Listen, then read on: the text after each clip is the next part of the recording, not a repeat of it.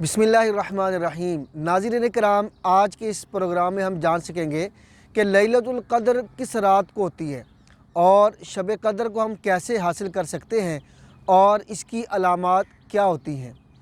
تو سب سے پہلے ہم یہ جانتے ہیں کہ لیلۃ القدر کس رات کو ہوتی ہے۔ نبی پاک صلی اللہ علیہ وآلہ وسلم ایک مرتبہ اپنے دولت خانے سے باہر تشریف لے کے آئے، اور آپ اس لیے تشریف لے کے آئے تاکہ صحابہ کرام علیہم الرضوان کو بتا سکیں کہ لیلۃ القدر کس رات کو ہے، یعنی کہ وہ معین اور فکس کس رات کو ہے۔ لیکن آپ نے دیکھا کہ دو صحابہ کرام کسی معاملے کی وجہ سے آپس میں جھگڑ رہے تھے، تو میرے آقا صلی اللہ علیہ وآلہ وسلم نے ارشاد فرمایا کہ میں اس لیے آیا تھا کہ تمہیں بتاؤں کہ لیلۃ القدر کس رات کو فکس ہے، لیکن تمہارے اس جھگڑے کی وجہ سے اس کا تعین، اس کا فکس ہونا اٹھا لیا گیا۔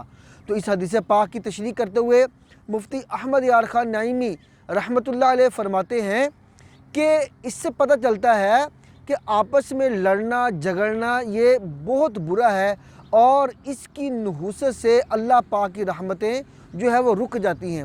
اور امام ابن حجر مکی رحمۃ اللہ علیہ فرماتے ہیں کہ ان صحابہ کرام کا آپس میں یہ جھگڑنا یہ قرض کی وجہ سے تھا۔ تو پیارے پیارے اسلامی بھائیوں، اس سے ایک بات ہمیں معلوم ہو گئی کہ اگر ہم چاہتے ہیں کہ ہمارے اوپر رحمتیں نازل ہوں، برکتیں نازل ہوں، ہم اللہ پاک کی برکتوں کو حاصل کر سکیں، تو ہمیں آپس میں لڑائی جھگڑوں کو ترک کر دینا چاہیے۔ اور اب آتے ہیں اپنے اس ٹاپک کی طرف کہ لیلۃ القدر کس رات کو ہوتی ہے۔ تو پیارے پیارے اسلام بھائیوں، اس کے بارے میں مختلف اقوال ہیں احادیث مبارکہ میں، اور صحابہ کرام کے جو اقوال ہیں اور بزرگان دین کے اقوال ہیں وہ مختلف ہیں۔ بعض جو ہے وہ صحابہ کرام اور بزرگان دین کے نزدیک لیلۃ القدر پورا سال یہ گھومتی رہتی ہے۔ حضرت عبداللہ بن مسعود رضی اللہ تعالیٰ عنہ کے نزدیک یہی ہے کہ لیلۃ القدر جو ہے وہ پورا سال گھومتی رہتی ہے۔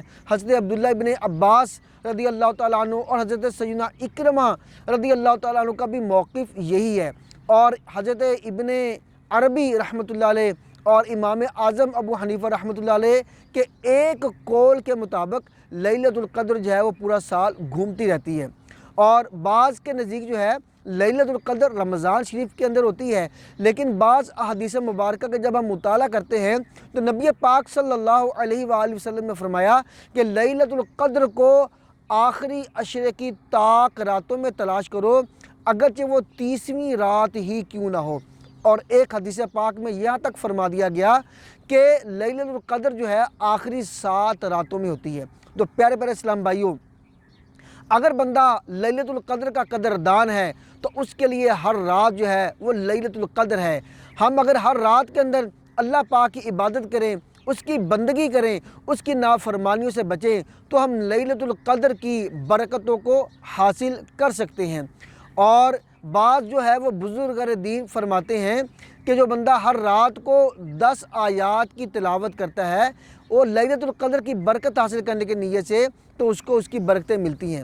اور بعض جو ہے صحابہ کرام کے نزدیک جو ہے وہ لیلۃ القدر جو ہے وہ 27ویں شب کو ہوتی ہے، جیسے حضرت سیدنا ابی بن کعب رضی اللہ تعالیٰ عنہ کے نزدیک لیلۃ القدر جو ہے یہ 27ویں شب کو ہوتی ہے۔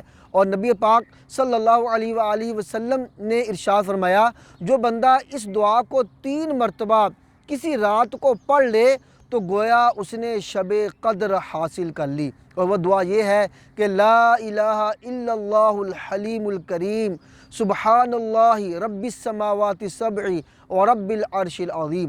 اور حضرت سیدتنا عائشہ صدیقہ طیبہ طاہرہ رضی اللہ تعالیٰ عنہ نے نبی پاک صلی اللہ علیہ وآلہ وسلم سے پوچھا کہ اگر مجھے معلوم ہو جائے کہ کسی رات کو شب قدر ہے تو میں کون سا عمل کروں؟ تو نبی پاک صلی اللہ علیہ وسلم نے ارشاد فرمایا تم یہ دعا پڑھو، اللہم انکا عفو کریم تحب العفو فاعف عنی۔ تو پیارے پیارے اسلام بھائیوں، تو ہمیں چاہیے کہ ہم ہر رات کو اللہ پاک کی عبادت کریں اور ہر رات کی قدر کریں، گناہوں سے بچیں، تاکہ ہم اللہ پاک کی جو ہے وہ رحمتوں کو حاصل کرنے میں کامیاب ہو جائیں۔ اللہ پاک ہمیں عمل کرنے کی توفیق عطا فرمائے، آمین بجاہ النبی الامین صلی اللہ علیہ وآلہ وسلم۔